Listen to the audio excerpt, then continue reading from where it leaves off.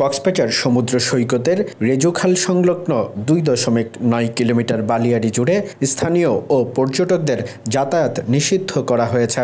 এখন থেকে এই সৈকতের দেখভাল করবে সমুদ্র গবেষণা ইনস্টিটিউট।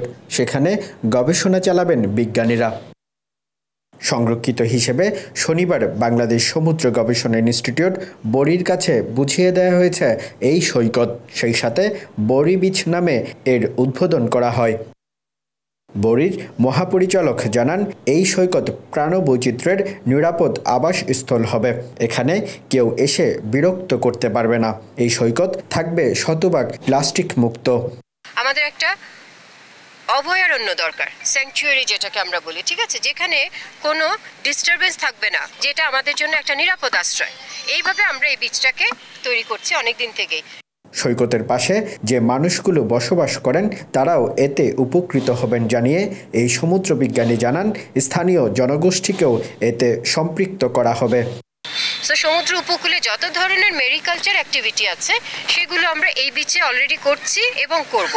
সেখানে কিন্তু আমাদের যারা এখানে বিভিন্ন ধরনের জনগোষ্ঠী আছে তাদের জন্য কিন্তু আমরা এই রিসার্চগুলোতে তাদেরকে অংশগ্রহণ করাবো, যেন তারা এটাকে এই রিসার্চগুলোর সাথে সম্পৃক্ত হয়ে তাদেরও জীবন জীবিকার জন্য কিছু উপাদান পেয়ে যায়।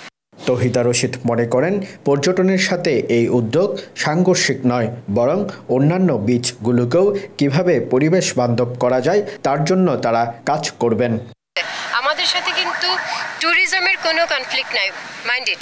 এটা শুধুমাত্র রিসার্চ করে বিচগুলোকে কিভাবে একটা আদর্শ বিচে রূপান্তরিত করা যায়। প্রত্যেকটা বিচ ট্যুরিস্ট আসবে, কিন্তু সেটার একটা নিয়মের মধ্যে থাকতে হবে, যে কোন বিচটা কিভাবে তারা ব্যবহার করবে সেটা একটা নিয়মের মধ্যে আনার জন্যই আমরা এটাকে একটা মডেল হিসেবে নিব।